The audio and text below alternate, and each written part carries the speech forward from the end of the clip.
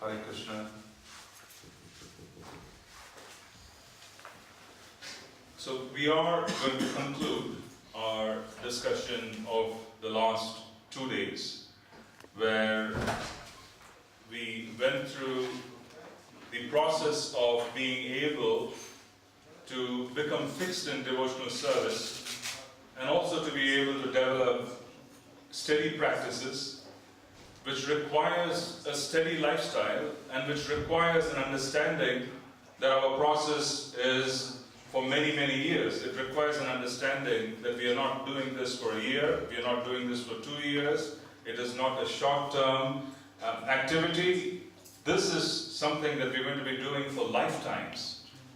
Anything that we do for lifetimes,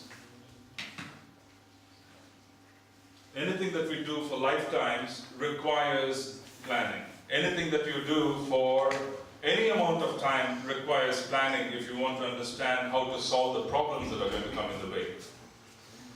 If you want to resolve problems as they come along while you're trying to achieve goals, you need to be able to meditate on the goal on a daily basis. If we understand the goal on a daily basis, then the complexity of issues that come along would also be understood. We would know how to resolve issues if you meditate on the goal. This is a fact of life. If you meditate on the goal, you would have the ability to resolve issues as they come along. The complexity of issues would become easier and you would understand how to make changes to a life if you meditate on the goal. If we meditate on wrong goals, then we would practically land in places which we do not want to land in. One of the difficulties of material life is that we are in this planet, and this planet, in one sense, is not designed for spiritual evolution. In one sense, it can be very frustrating, and as a consequence, it is amicable, it is good, because you feel very comfortable in this environment because there's a lot of frustration, people decide to move on. So for spiritual advancement, this planet is beneficial. On the other hand, it is designed to be for the opposite of spirit. As a consequence, there can be a lot of confusion. So activities and people whom we come in touch with can set us away from our main goal. So it is an extraordinarily important objective to understand goals. We will go through the verse, which is 4.24. It's a very basic verse, but it is very powerful in its purport and understanding. Please repeat after me. Brahmarpanam Brahmahavir. Brahmarpanam Brahmahavir. Brahmagnav Brahmanahutam. Brahmagnav Brahmanahutam. Brahmaivatena gantavyam. Brahmaivatena gantavyam. Brahmakarma samadhina. Brahmakarma samadhina. A person who is fully absorbed in Krishna consciousness is sure to attain the spiritual kingdom because of his full contribution to spiritual activities, in which the consummation is absolute and that which is offered is of the same spiritual nature. So here Srila Prabhupada is talking about full contribution. He is not talking about 50%, he is not talking about 60%, he is talking about full contribution to spiritual activities. When there is full contribution to spiritual activities, one is sure to attain the goal. If there are going to be partial contributions, then they are going to struggle. So there requires a lot of meditation on how to go about this principle. It requires a lot of knowledge on how to go about this principle. Ultimately, our goal is being set by Krishna in the Bhagavad Gita. Our goal is being set in 18.65. What does Krishna say in 18.65? Krishna says, Manmanavo Madbhakto Madhyaji Mam Namaskuru.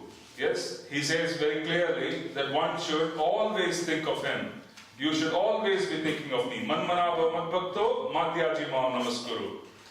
Always think of me, become my devotee, worship me.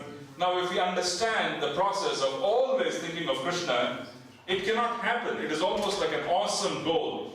It is a very awesome goal when you start thinking about the objective of always thinking about Krishna. Just think about it. We can't even concentrate and think about him when we are chanting japa. What to say of being able to think about him always? Can we reflect on this a minute? When we do our japa session, are we always thinking about Krishna? Not so. We go and come back. We go and come back. There are so many distractions.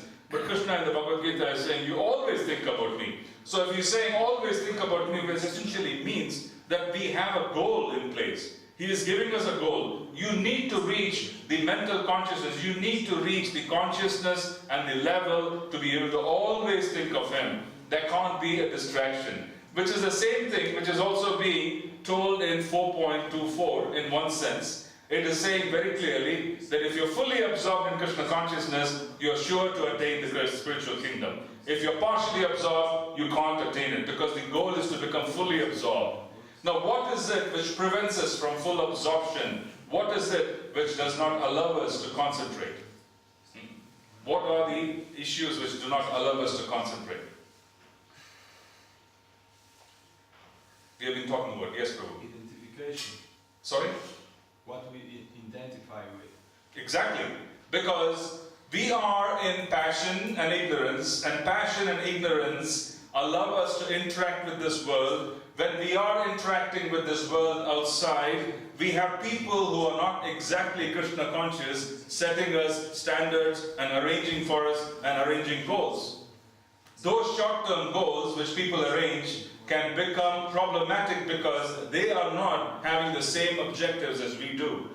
We need to understand that we are operating in an environment which is alien. We need to understand that we are operating in an environment which is inimical and not friendly to the practice, because if you engage in the world fully and allow the world to dictate terms, and if you allow the world to make plans for you, the world is not essentially Krishna conscious. They are going to make plans that are going to be suboptimal. If you allow family members who are not Krishna conscious to think and plan for you, they are going to plan on passion and ignorance. This is a fact. They are going to plan on passion and ignorance. If they do not know the science of devotional service, they will use their passion, they will use their ignorance, and they will lead us along with themselves to the lower planetary systems. This is guaranteed.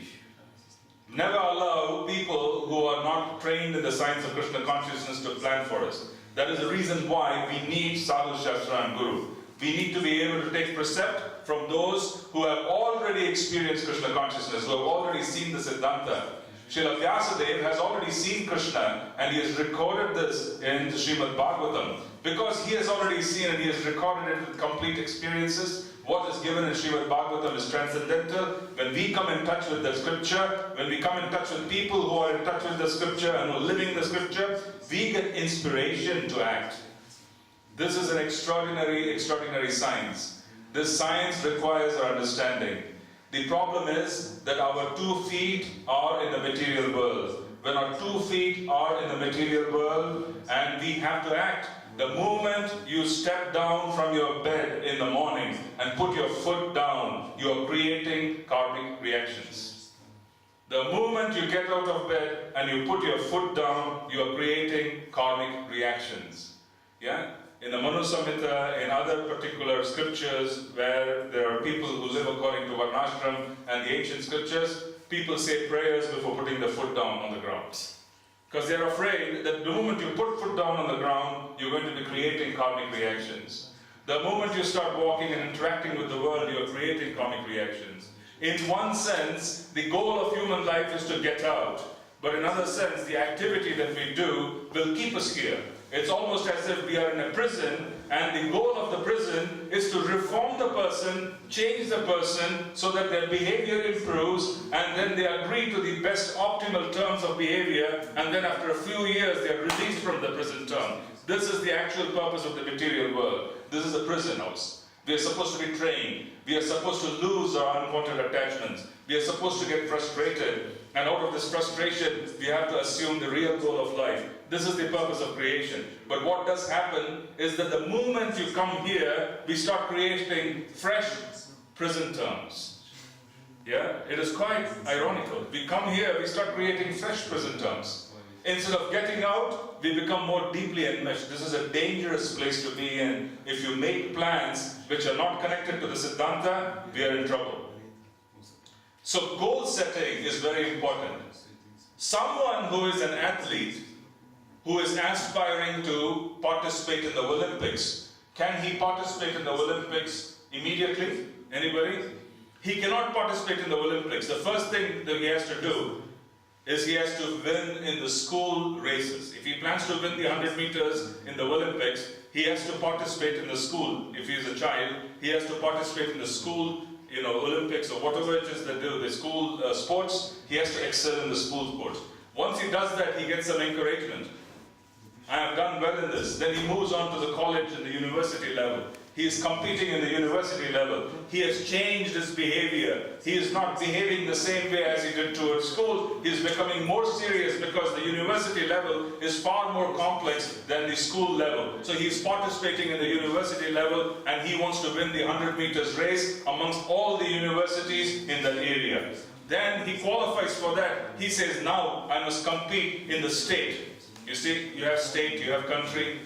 There are regions in the country. He says, I want to participate in the regional race. So he starts saying, let me build up that particular tempo. He starts cutting down on the kind of food he eats. He starts cutting down on certain kind of association. He has to have more association from someone who is coaching him. He has to be trained to improve his speed. Few seconds can make a big difference. He is constantly improving, calibrating. Then he is going on and is becoming ready for the country level races. As he becomes ready for the country level races, he is also calibrating himself. He knows that he can't be in the same level as he was in the regional race. He has to improve. He has to improve 10 seconds. He has to improve 20 seconds. He maybe has to lose weight. Maybe he has to gain weight. He is trying to think, what is the best way to change my body? What is the best way to tone my mind? What is the best way, what is the best company for me to allow me to win that race? You can't hang out with people who do not have the same objectives, because they will tamper with the objective. They would give you goals which are not aligned with this particular process. It is a dangerous proposition to have any involvement or not knowing the danger of involvement with people who are not connected with the process. So the school athlete now can participate in the country level races. He becomes ready to take on the world. He says, now I have won in the country. Now I'm encouraged by winning. I'm the best athlete in the country. Now I know that I can win in the Olympics. Maybe I have a chance. But in the Olympics, you're competing with the entire world, which means that you need a special coach. You need someone who is going to help you. You need someone who is going to train you. This becomes a lifetime process. He is involved completely. I've heard my spiritual master, His Holiness Bhaktivinoda Maharaj, he was mentoring Muhammad Ali, the boxer. Yeah, the world famous boxer Muhammad Ali. He passed away recently. He was mentoring him at some point. He was offering him advice. And when he was offering him advice, my spiritual master shared that Muhammad Ali used to practice celibacy before big boxing matches. He used to practice celibacy before big boxing matches because by being celibate, it would give him an edge in the ring because his mind used to be sharp and he could basically engage in it. This is an ordinary, brutal sport of boxing. This is not attaining spiritual kingdom. This is a very ordinary achievement in terms of the spiritual, the boxing match. But the amount of preparation, the amount of coaching, the amount of money that gets invested in making someone successful at those levels is enormous. The implications are enormous. What we are trying to do is achieve something which is so extraordinary, it can't even be attained by those who are in Vaikuntha. This is not even available to those residents of Vaikuntha. This is our good fortune that Mahaprabhu has just come and has given us a process which is available to us on this planet, which is not even accessible by those in Vaikuntha. Now if you can imagine and take the example of the school athlete who goes all the way to the Olympics and he succeeds in the Olympics because he has changed his life, he has cut association which is not going to help, he has practically changed his diet, he has changed his body, he has changed so many things, his mental focus has become so sharp, he is able to win. We are also being asked to do the same. This is sadhana bhakti. Sadhana bhakti has the same objectives. You need to have a life goal. You need to know what you're going to do this year for that life goal. You need to know what kind of lifestyle is suitable for that life goal. You need to know exactly how things need to be for you to be able to win. There is adequate material in the Shastras that are giving us examples as to what is the most conducive situation for us to win this race. This is extraordinarily important for us to understand. This is not a child's play. It is not a casual practice. This is a several lifetimes endeavor. Our next destination is going to be decided upon every day. We are deciding upon every day what our next destination is. Please understand this. If the last 20 years has led you here, and if in this particular year we are facing challenges in executing devotional service because the desires of the last 20 years were not perfect, then please start desiring properly so that the next 20 years are going to be super conducive. This is so important because you are creating a future. You are creating a tomorrow. By sitting here today, you are creating a tomorrow. By engaging in a sadhana bhakti, you are creating a tomorrow. You hold on to the practice of japa. You are holding on to your bead bags. You are engaging in deity worship. You are engaging in Guru Puja. You are engaging in so many different activities. Each of these activities are so powerful that our desires from inside are going to be arranged by these practices. You see? The desire from inside is going to be arranged by these practices. These practices are going to rearrange your life. These practices are going to rearrange your life. You observe your life. We have lost taste in certain ways of engaging in the material world.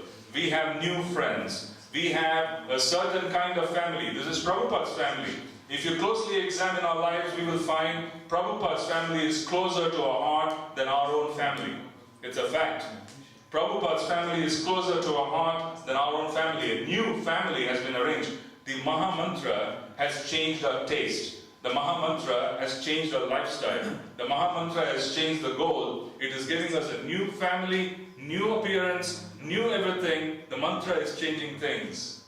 Sometimes when the mantra is changing things, the most important thing to do is to constantly meditate on the goal that ultimately we want to serve Krishna in the spiritual kingdom.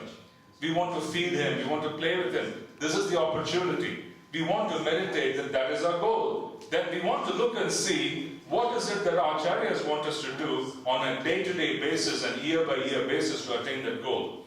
What is the most important aspect which they have given us? Out of all the 64 practices, of all the practices of devotional service, 5 have been chosen by our acharyas. 5 practices, as most important. This is Panchanga Bhakti. It is given in Chaitanya Charitamrita. Srila Bhaktivinoda Thakuras has chosen this. It is his opinion. These are the 5 most important practices. The first practice is sadhu sangha. You need association. Without association, there will not be the impulse of greed. For advancement in spiritual life, there is a need for lobha, greed. Greed and faith do not come on their own. You need to be in touch with greed and faith. When you are in touch with a greedy person, when you are in touch with a very faithful person, greedy for Krishna consciousness, deep faith person, when you are in touch with someone who has deep faith, their faith can come into our heart. Their greed can come to us. This is the process given to us. Their greed, that association, their particular greed which is in their heart, when we hear their voices, when we hear them, look at their practice, it can come to us. Guru Mukha Padma Vakya Chittete Kori Aitya. This chitta, which is the consciousness, can be impacted by the mukha, the words of the Guru, Siksha and Diksha Gurus. Yeah? Krishna attracts us through 2 ways. He attracts us through Guru, he attracts us through Nam. When he is attracting us through Guru, he attracts us through Siksha Guru and Diksha Guru. Amongst the many Siksha Gurus, they speak Krishna Katha, they are doing Kirtan because their experiences are coming out of their mouth. When we hear from many Siksha Gurus, that is Krishna attracting us to him through the Vani of his devotee. This is Siksha Guru. Faith develops. When there is a connection which is purely based on faith, it is a Siksha connection. One of the Siksha Gurus becomes a Diksha Guru. He becomes the initiating spiritual master. The Siksha Guru supports the Diksha Guru, which is exactly how our system is. Our parampara is a Siksha parampara. If you notice the lineage from Jagannath Das Babaji Maharaj, he was Siksha Guru of Bhaktivinoda Thakur. Srila Bhaktivinoda Thakur was Siksha Guru of Bhakti, Gaur Kishore Das Babaji Maharaj. Gaur Kishore Das Babaji Maharaj was both Siksha and Diksha Guru of Bhakti Siddhanta Saraswati Thakur. Bhakti Siddhanta Saraswati Thakur, of course, was Diksha Guru. So if you notice, there's a lot of Siksha Pranali which is being taken in from our system. So why do we say Siksha is important? Is because Siksha allows us to keep in touch on a day-to-day basis because we are receiving knowledge from those who inspire us. Anything in life is about inspiration. If someone is inspiring you, they are inspiring you because Krishna is using them. Krishna is using that person, otherwise we can't get inspired just by someone talking. We can't. Krishna is using them. So that is why that connection is a connection of faith. It's an important connection. It has to be nurtured. And if faith is lost, that person's connection is lost. So faith is very important as well. We need to nurture it. This is the Siksha Diksha connection. So Sadhu Sangha means being associated with those who can inspire us in the goals of Krishna consciousness. Sadhu Sangha means you come in touch with sadhus. A sadhu is one who is dependent on the holy name. This is the definition of Srila Haridas Thakur. Who is a sadhu? His Swarup Lakshana is that he is completely dependent on the holy name. This is the definition of a sadhu. When we associate with someone who has deep faith in the holy names, their life is dependent on the holy names, we get to chant Harinam. This is Siksha Pranali. This is how we need to come in touch with deeper and deeper levels of faith. Yeah? So, Sadhu Sangha is most important. The next principle that's been given by Bhaktivinoda Thakur is Namasmaranam. We engage in the Sadhu Sangha, we get inspired to engage in Namasmaran, Namakirtan. When we speak about Nam, everything is about Nam. Everything. Manmanabha Madbhakto Madhyajimam Namaskuru is Nam. You will always remember me. How are we going to always remember me? When you chant Hare Krishna, that is first Krishna appearing as name, then Krishna appears as himself. Nama first, then Krishna in his Swarup. This particular aspect, because they are non-different, first Nama will appear in the heart, then Krishna will appear. First Nama appeared in the heart of Prahlad Maharaj, Narasimhadev appeared next.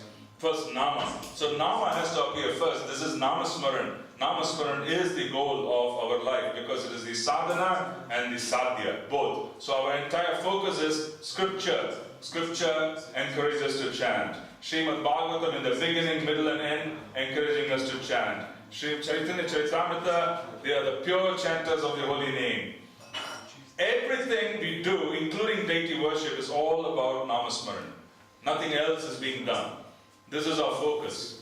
And then we read Srimad Bhagavatam after deep faith in Nama. When we read Srimad Bhagavatam after deeper faith in Nama, every time you touch Bhagavatam, new messages come. Because the scripture is transcendental. Because it is transcendental, it is not static, it is dynamic. Scripture changes based on the faith. Someone who is somewhat an impersonalist gets impersonalist messages from Srimad Bhagavatam. Someone who is a personalist and who wants to go to Vaikuntha gets inspired by Vaikuntha in Srimad Bhagavatam. Someone who is a karmi, who is a karma yogi, gets impetus by reading the Bhagavatam to engage in karma yoga in certain ways. So depending on faith, the Srimad Bhagavatam, which is going to give us the most pure fruit of all kinds of spiritual practices, reveals itself because it is transcendental, it is a dynamic scripture. The goal of Srimad Bhagavatam for a sincere devotee is to get in touch with the transcendental truth of Krishna being Swayam Bhagavan, which is the fact. Krishna is the goal of Srimad Bhagavatam. Krishna Prema is the goal of Srimad Bhagavatam. It is meant to be cherished and it is meant to be read by the chanters of the holy name. Srimad Bhagavatam has been authored for sincere chanters of the holy name. When we sincerely chant Harinam, we understand Bhagavatam, Bhagavad Shravana. So the fourth principle is given as Mathura Vas. We spoke about it. Mathura Vas is specifically the state of mind where there is no desire in the heart of the devotee other than wanting to chant Harinam on the banks of Sri Radhakund, on the banks of Yamuna and Braj. There is no other desire. This does not mean you have to locate physically to Braj. It means you carry the mission of Lord Chaitanya in our heart, and that particular mission is to spread this particular desire to stay in Vrindavan and chant Harinam. Our mission is in the heart, we carry it, we spread it like Prabhupada did. He did not stay back in Vrindavan. He traveled around and he preached, but his heart was in Vrindavan, where all he desired was to chant Harinam in Vrindavan. But he traveled and he wanted to give that desire to everybody in the world, which is our business as well. We carry the desire in our heart, we experience it, we share it. This is what we need to do. So our Siddhanta doesn't say, go sit there and do it. That is not our business. Our Siddhanta is very clear. We are Kripa Siddhas. We are dependent on mercy of our acharyas, we are dependent on the mercy of Nityananda Ram, we are dependent on the mercy of Chaitanya Mahaprabhu.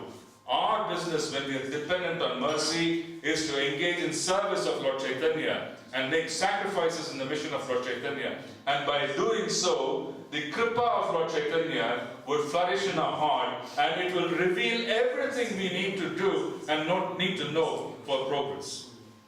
This is our cultivation. Our cultivation of our eternal Swarup, our cultivation of coming in touch with who we are in the spiritual sky does not require anything more than dedicating our life to Lord Chaitanya. Dedicating our life to Lord Chaitanya positions us for mercy, positioning for mercy. A beggar needs to learn how to beg. This is very important.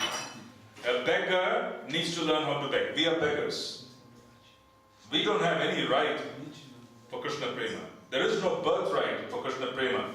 Our sadhana is never going to equal the level that is going to be required for Krishna Prema. So when beggars are wanting something like a kingdom, they need to position themselves in their heart appropriately so that they can receive. Positioning ourselves in the heart, externally, internally, requires dedication to the mission of Lord Chaitanya. When we dedicate ourselves and we are doing everything that is required for the spreading of his mission, we are basically fulfilling his desire. Sri Chaitanya Manobrishtam Stapitamena Bhutale. Srila Rupa Goswami's desire is to basically fulfill Lord Chaitanya's desire. Lord Chaitanya's desire is to distribute Krishna Prema. When we are aligning ourselves with the Acharya's desire, we automatically receive and position ourselves for mercy. Yeah. This is very important for us to understand that positioning ourselves appropriately is very important. This does not mean we don't cultivate desires for Vraja Bhakti. It does not mean we don't visit Vrindavan. It does not mean we don't spend time reading the Rasika Acharya's books and understanding things. If you're qualified enough, taking permission from the spiritual master, after thoroughly reading Srila Prabhupada's books, one can approach other books because this is important as well, but with proper permission. Yeah? Because the spiritual master can then direct us and tell us what to do and what not to do in terms of our seva and readings and so on and so forth. Specifically, if it's very confidential, then it is better to take permission so that we are appropriately situated. So the point which I'm trying to make is, our process requires adjustments. It requires understanding the goal. Now, what is the prime desire of a devotee? These 5 aspects of devotional service are the prime desire. Desire this. No other desire is safe. No other desire is safe. When we only desire the Panchanga Bhakti and we are chanting clearly and we are chanting and doing our best, life will arrange itself. Every desire we have will be in line with the main desire. Life will arrange itself. Life will arrange itself. Imagine yourself as living in a house which is going to get broken down because it is not appropriate. It's a bad house, it is basically not constructed properly, there are so many inconveniences. Though when we come into a special process of devotional service, I'm giving an example. That internal conception of what we thought is a house is going to get broken down and a new house is going to be built. A new house is going to be built. This new house that gets built is going to be built on the foundation of proper desires. Then you desire proper things in life. Imagine this. If we have difficulties today, it is because we didn't desire properly. If we have difficulties today, we are not desiring properly in the past. That is the reason why we have difficulties today. We were not wanting to chant Harinam. We were not wanting to do pure Bhakti Sadhana. That was not a desire. But today we desire that all I want to do is surrender to the name. All I want to do is engage in quality Sangha. All I want to do is be able to engage in service. Then everything gets modified based on that. Life gets modified. Life gets changed. We get an opportunity to move forward. There's a new construction which happens of everything in our life. This is our process. Our process is, it requires patience. Why is it that sometimes externally devotees appear to be struggling?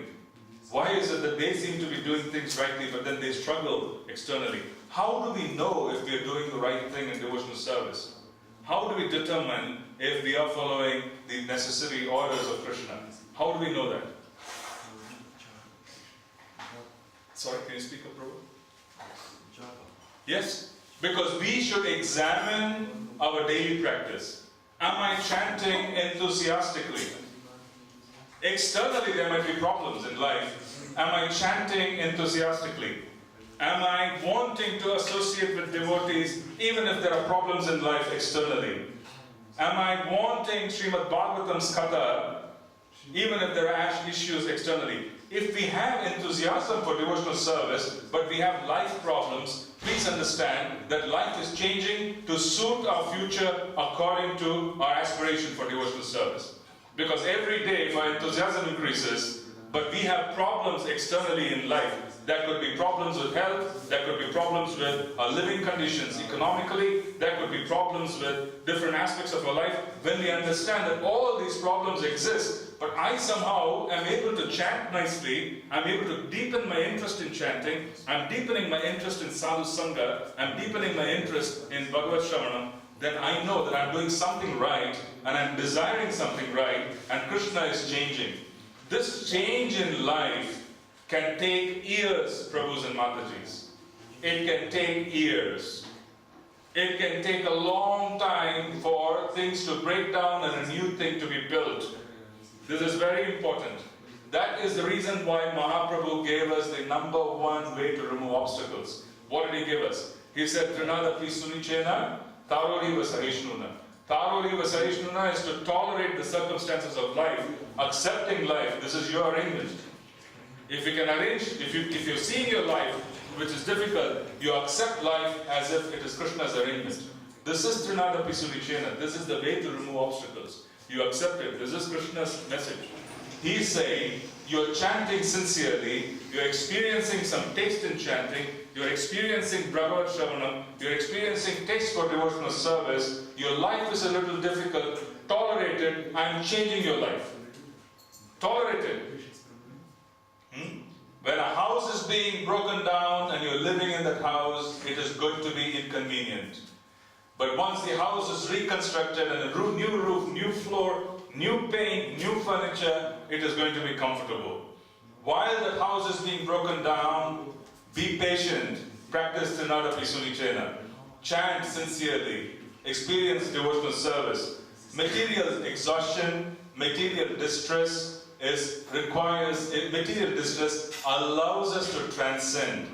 Experiencing transcendence requires intensity. If there are big problems, a good, sincere chanter will surrender in a big way. If he surrenders or she surrenders in a big way, Krishna comes through in a very big way. This is exactly how it works. Big problems, big surrender. Krishna comes through. This is how it is. Big problems, we realize, Krishna, I can't solve this. All I can do is surrender to you. You please help me so that I can be in the association of devotees, I can chant. This should be a desire. Then Krishna reveals himself. Why? Because the more and more and more problems come in life and we step aside, when we step aside saying, Krishna, I can't do this, we don't step aside lightly. We accept the circumstances, we do what is required practically, and at the same time accept the results. And then you step aside, say, Krishna, please come through. When we are stepping aside and a false ego is stepping aside, Krishna comes through and he reveals himself. This is the process of surrender. This is the process of surrender. Difficulties are a part of life because the life is being rearranged. There are some issues which just go away with chanting, we don't even face it. There are some issues which requires changing. What happened to Sri Prahlad Maharaj? His entire family had to be changed because he couldn't chant Harinam. His family was disturbing him. His father was abusing him. He could not chant Harinam. What happened? Sincerely he was calling upon Krishna in his heart. Om Namo Bhagavate Vasudevaya. He was initiated. He was calling with great faith. Krishna appeared in the heart. He changed the entire environment. Sri Narasimhadev Bhagavan, this is very, very unusual. It has never happened before. In no Krishna's appearance has it happened before.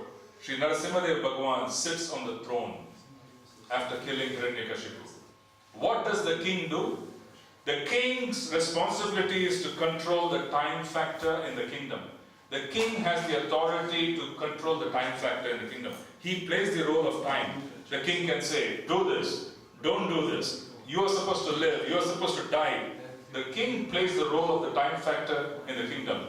Narasimhadev kills the king because he interfered with the process of Harinam.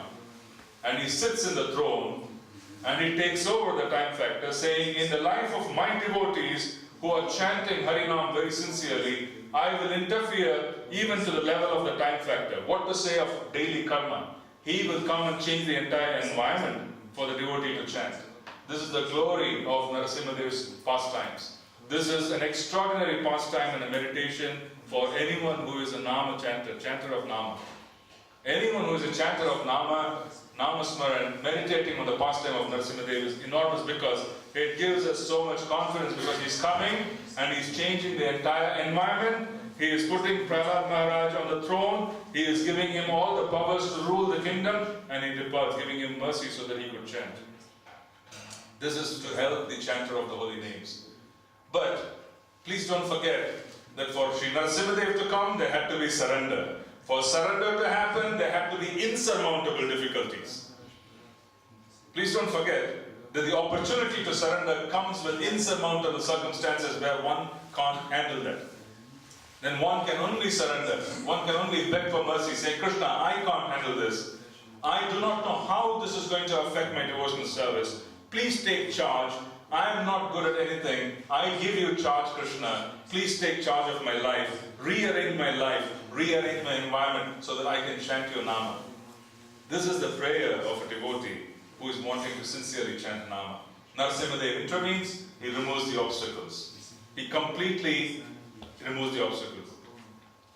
So now we understand the context of Narasimha prayers on a day-to-day platform of chanting Harinam. It is critical. He comes specifically not for establishing Karma Yoga. He does not come specifically for establishing Jnana Yoga. Lord Narasimhadev comes to enable the chanter of the holy names. He comes to help those who are chanting Harinam. In our movement, Lord Narasimhadev is most approachable because he has the mood of Lord Gauranga. He is most approachable. You go to Simachalam, you don't feel there is Ugra Nrsingadev. You go to a South Indian temple, you can really see that the deity is not as easily approachable. You can see, there are places in South India where Lord Nrsingadev is worshipped with extraordinary care and they're very careful. Yeah, Ugra Nrsingadev, you can't approach the deity that easily because there's so much formality. But in our movement, you can see that his nature is very soft like Gauranga, Audari Rupa. He's always merciful. He's always approachable. So our Narasimha prayers are specifically being given for us to remove obstacles and for us to be able to request the Lord, dear Lord, nothing is working out. I want to chant. Please help me. But be ready. He will come and he will make changes. You should be ready for that as well. You should be ready for changes. But it will be very positive and it will be very helpful and beneficial for the process of chanting of the Harinam. This is what we do. This is our process. Trinadapi Sunichena. We accept the changes and we are chanting. This is how we determine. If our chanting is good, if our association standards are good, we still want more and more association. We want to be a part of the devotee Sangha. We want to increase. But yet, we have all kinds of problems in our life. Understand that this is basically a breaking down and reconstruction. When the reconstruction happens, then it is Krishna who has arranged our life. That life will not interfere with Nama. Please understand this. The rearranged life will not interfere with our sadhana. Because Krishna has arranged it. If we arrange it, there are possibilities that we can make plans which are not proper. In the Mahabharata, the dearest devotees of Krishna, the Pandavas, they went through such tribulation. They lost their kingdom twice. They were deprived of all these abilities. They were put into the forest. These were extraordinarily powerful Kshatriyas who could defeat all the demigods if they wanted to. They were so powerful. If they wanted to, they could defeat the demigods. They had such immense power. But they were humbled by the circumstance of life. They kept accepting the circumstances in Trinada Pisunicena. Krishna, you are arranging it, you are our benefactor, we'll accept it. And each and every juncture, Krishna comes and he gives instructions. Accept it. This is beneficial. Krishna even goes to the extent of telling the Kauravas that, please, my devotees, they are not demanding anything. Give them 5 villages. They would be happy. They would serve and they would engage in smaran, they would engage in service because they're Kshatriyas. They need a particular activity. They need to be a part of the Kshatriya Dharma. So this is their nature. Please allow them this opportunity. Give them, their kingdom, or give them at least 5 villages. This was not done. So the point I'm trying to make is, Krishna was confident that if I get 5 villages, my devotees will accept it, even though they were ruling the entire planet. But if I give them a village, they would still accept it. They would accept it. Krishna was so confident about the heart of his devotees, he could make the demand from the Kauravas. But that was not to be so. So during the great Mahabharata war, everything was destroyed, and Sri Yudhishthira Maharaj became the king again. This time when he became the king, there was no disturbance in the minds of the Pandavas to remember Krishna and engage in bhakti. Before that, there were so many disturbances because it was arranged due to other means. Now it was arranged by Krishna himself. And that will never disturb. This is the realization shared in Brihad Bhagavatamrita. In Brihad Bhagavatamrita, it is said, it is basically a realization in a purport given by Gopi Pranadhan Prabhu, His Grace Gopi Pranadhan Prabhu, where he says that when the second time over, when everything is taken away and Krishna is making arrangements for the Kauravas, for the Pandavas, then this time there are no obstacles in the life of the Pandavas for devotional service. No obstacles. Why Krishna is arranging? When Krishna makes the arrangement, there would be no obstacles. When we make arrangements based on our desires, since our desires are not for Prema Bhakti, Krishna is desiring Prema Bhakti for us. We don't desire Prema Bhakti on a daily basis. Look ourselves in the mirror when we wake up. Everybody looks into the mirror when they wake up. Look into the mirror and ask yourself, am I really desiring Prema Bhakti today? You should ask yourself. You will find, if you're sincere, that that is not the case. You will find that there are so many different things going on in the heart that we don't desire Prema Bhakti. Srila Prabhupada desires to give us. Mahaprabhu and Nityananda Ram, they desire to give us. So it is their desire. So when they desire to give us Prema Bhakti and they redesign our life to attain Prema Bhakti, that life is quite glorious. So for that redesign to happen, there has to be Trinada Pisunicena. You need to step aside and say, Krishna, please take charge. I'll do my best as I see fit. I'll offer prayers to you. I will chant Harinam. I will try my best to engage in devotional service. But Krishna, you take charge because I don't know how to fix it. Because I've tried fixing it and there have been so many problems. It doesn't seem to help. You fix it, Krishna. Krishna will fix it. This is our process. And we need to just accept what he has fixed. We need to accept the result of his fixing. We need to say, this is it. This is what he wants us to do. Then life becomes very easy, it becomes glorious. So, very quickly, we spoke extensively on the last 3 sessions on the need for understanding the goal. We also spoke on the specific aspect that if we do not have proper goals and if we do not break down those goals into daily activity, monthly activity, yearly activity, monthly activity, weekly activity, then we would have problems in monitoring the progress of the goal. We need to understand that our objectives are far more serious and far more profound than the objectives of mundane athletes. Mundane athletes and people who achieve things in the world, they go through a lot of planning, they go through a lot of effort, and they put in a tremendous amount of sacrifice to achieve a goal which is insignificant. Our goal is extraordinarily significant, it requires planning. Please take down and look at what your life is and start desiring it. We also spoke of the fact that whilst we chant, whilst we engage in bhakti, whilst we engage in the process of devotional service, there can be changes that occur to our life which may not be completely acceptable to us. That requires the acceptance and that requires the mood of surrender. If our devotional service is going on very well, but there are problems in life, understand that Krishna is rearranging life. allow Krishna to rearrange life. Constantly desiring the Panchanga Bhakti, constantly desiring the elements of Bhakti, we would then be able to rearrange our life properly for that particular purpose. This is very important. When you have a meditation that you just want to be able to chant properly, then that meditation would allow you to rearrange life in a proper way. We would know exactly where we ought to go, we would know what kind of intelligence is required, we would know the kind of job, we would know all of these things because Krishna sitting in the heart will direct us. If our desires are sincere, to the extent to which they are sincere, we will receive intelligence. That intelligence will be given to us. The super soul sitting inside will direct us. Very important for us to understand this. And then we also spoke about the process of coming in touch with faith. So it's very important to come in touch on a regular basis with deep faith and again come in touch with deeper and deeper aspects of faith so that we could change ourselves. We also spoke about that particular aspect.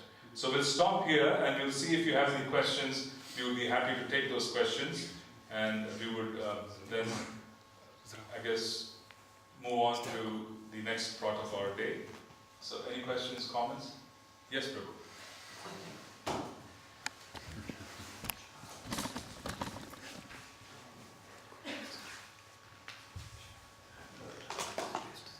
Thank you for a lecture.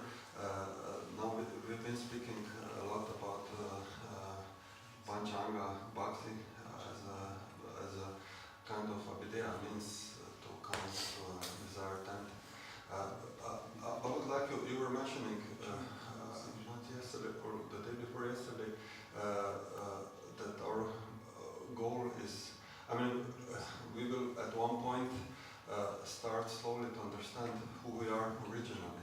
What's our spiritual identity, what's our address for our family, our friends, and so on. If you can say something how this happens, because nobody speaks a lot about this, and you were sort of saying that we have our luggage packed, and so we can look forward to the moment when we go back. If you can say something more about how this was the process, how this happened, because it's very mystical. I don't know anybody who knows who he is. Maybe I know, but I don't know that he knows. Okay, if you can, thank you. For sure. Not exactly in the words I spoke of. I tried to simplify it to the point where we can understand it. Sometimes when we come into this movement, we have this understanding that devotional service is all about austerity. It is all about giving up things. It is all about doing things which we don't like doing. This is our understanding and we struggle with it because we really do not know what is it which is going to be there on the other side. We are simply struggling.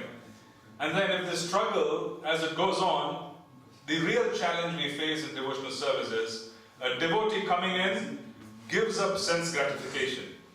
And then he's engaging in sadhana bhakti. He's struggling or she is struggling in sadhana bhakti. But they are not going 100%. Their heart is not being given 100% into the process. As a consequence, they are neither in their original position where they were in the material position, neither are they experiencing spiritual joy. They're stuck in between. Life is becoming very dry. And they think this is devotional service. Yeah? Sometimes they think this is devotional service. I have to propagate this. This dryness is what devotional service is. You see, in reality, we need to understand the goals of devotional service. Krishna is saying, Manmana bhavat bhakto madhya jivam namaskuru. When do you have the ability to engage always in remembering Krishna? You cannot remember someone always unless you are in love. Yeah? You can't. Even in the material aspect of mundane attraction between, let us say, a boy and a girl, when they go through it, they remember them all the time. This is an experience which even happens in this world, that when people fall in love, they have this agitation and this extraordinary meditation. There's real yoga going on, between them, where they can't forget the other person, they can't sleep, they can't eat. We see this madness in this world. Yeah? So this particular madness is absorption. So this absorption tells us and gives us a clue. It tells us that our bodies, our senses, our mind, they're capable of such absorption. It is just that they are focusing on wrong things, but they are capable of such absorption. Now, Krishna says, Manmanava Madbhakto Madhyajivam Namaskuru. He is particularly telling us that you should always remember me. Basically, he is telling us you should fall in love with me. How can you fall in love with anyone without knowing who we are in the first place? We do not even know who we are. We think we are this body, we think we are such and such person working for such and such organization, we think we are such and such person, citizen of such a country, the son of such a parent. This is our identity. We do not know who we are. How can we fall in love with Krishna when we do not know who we are? So the process of sadhana bhakti first gives us sambandha jnana. Sambandha is all about Krishna sambandha. Krishna sambandha is three parts. The first part of Krishna sambandha is understanding who we are, that we are tatastha, we are capable of connecting to Krishna. The second part of Krishna sambandha is to know who he is. The third part of Krishna sambandha is also to know the material creation, which is his external energy. We have to know his internal, external, and who he is. We need to know all of this. This is sambandha jnana. This sambandha jnana is given to us just as a lotus which is closed, which has many petals. As the lotus opens up during sun, when the sun is up, the lotus is open. When the sun is up, the lotus opens up. In a similar manner, when we come in touch with the Guru puts his sambandha into our heart when he is giving us the beads. He is putting his sambandha into our heart when he is giving us the Gayatri during second initiation. This sambandha and this faith of the Guru is coming to us automatically through the process of disciplic succession, that this is what Krishna is. When we take the beads very sincerely and we start chanting Harinam, each and every day when we call upon Harinam, the lotus in our heart is opening up and is blooming. When the lotus is slowly and steadily opening up, it is releasing information about who we are in terms of Krishna consciousness. It is giving us information that this is who you are. The first realization that we have is that we are not a part of this material world. This Sambandha Gyan comes pretty early in devotional service. It is also the gift of liberation which occurs at the highest stages of, I would say, offenseless, complete offenseless chanting, when the particular Sambandha of Krishna and us is not fully revealed, but we are very eager because we are free from passion, we are free from ignorance. We start feeling we are not a part of this world. We don't want to be a part of this world. This is an understanding of the spiritual sky and an understanding of this earth. This information is released when we chant Harinam. In a similar fashion, as we continue chanting sincerely Harinam, and now we are free from passion and ignorance, 100% or 80 to 90%, most of what we do during Harinam goes towards revealing our relationship with Krishna. So the Sambandha with Krishna grows dramatically as we become free from passion and ignorance, and we are chanting with great concentration at higher and higher levels. And this Sambandha includes a certain process. The process itself includes knowing who we are in the spiritual sky, knowing about Krishna's different forms, understanding Krishna and us in terms of the relationship. This is Sambandha. This is revealed to us through the process of japa and through the process of sadhana bhakti at the highest level, where we are freed from the passion and ignorance to a large extent. Not fully, but to a large extent. Then with the new knowledge, we have the capacity to fall in love, because now we know who we are, and Krishna sometimes is coming through in certain ways. You see, not consistently, but is coming through. Our interest in spirituality, our interest in Bhagavatam, our interest in Katha becomes extraordinarily profound, and we want to chant with great concentration. We want to chant more and more and more because it is revealing to us. Yeah? So Nama reveals everything. It is the process. It is the sadhana, it is also the goal. The same Nama becomes Krishna, ultimately. Initially it is Nama, it becomes Krishna. First it appears in our heart as Nama. We can hear nothing but Nama. If we are free of passion and ignorance when we are chanting Harinam, we can hear nothing but Nama in our heart. The same Nama becomes Krishna. And as it becomes Krishna, it starts revealing our place in the spiritual sky. Who we are. Which village do we belong to? Which group do we belong to? You know, if someone is going towards serving Srimati Radharani, who is the specific Manjari? Who is the specific Gopi who is going to give us direction? What is our service? Where are we supposed to be? So we get attracted to people in our parampara who are Nitya Siddhas, who are already there. We get attracted to them. We get attracted to a specific personality because our chanting reveals that that specific personality is the one whom we are very attracted to. Then that particular personality takes notice of us and starts guiding us. Then we get more and more opportunity for advancement. So it's a very natural process of coming in touch with the pure name. Shuddhanam is where Sambandha Gyan is increasing and increasing and increasing, and we have complete knowledge of Sambandha Gyan. We know who we are. When Mother Yashoda is calling Krišna, does she have to concentrate? Does she have to concentrate to love him? No, she is calling Krišna from a heart filled with love. When his friends are calling Krišna, they are calling Krišna filled with love. They don't need to be told that this is Krišna, he is your friend. They know and they love him so dearly. So when they are calling Nama, they are calling with love. When we know we are a friend of Krišna, we will call the name with love. And the capacity requires our knowing who we are. So the mellow of our relationship with Krišna is revealed initially as well. We will start knowing who we are in relationship to Krišna by first understanding. Am I his servant? Yes. Am I his friend? You know, do I have parental affection for Krišna? Do I love him like a parent, like he is my son? Do I have the affection which the girls in Braja have, where I am looking upon him as a very intimate connection? This particular mellow is also being revealed. And then we concentrate and improve it. What is it that we need to do to cultivate this relationship? Nama. That is the reason why there is so much emphasis on Nama, because Nama is not different from Krišna. Nama naminoho abhinnatvam. There is no difference. So first, when we concentrate on Nama, Nama becomes ours. Then Krišna becomes ours, and we become his. We become his. Did it answer your question, Prabhu? Somewhat, huh? Yes. Sorry, that was the second lecture I had to give, unfortunately. Because it was a different topic, but it was very important. Because we have to understand that our goal is extraordinary. It is so much to look forward to. This is looking forward to something. It is exciting.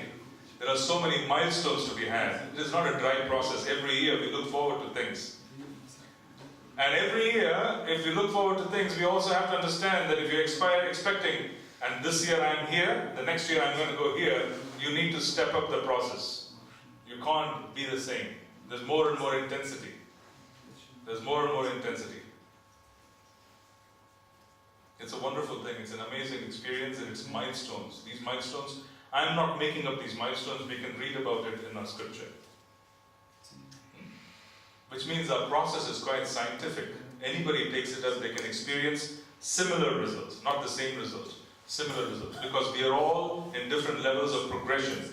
Some of us have crossed several levels in the previous janma, so our experience in this janma could be more intense. Someone else could be starting out, their experience could be less intense. So there are similar experiences, but they are not the same experiences because we are different in terms of our evolution overall.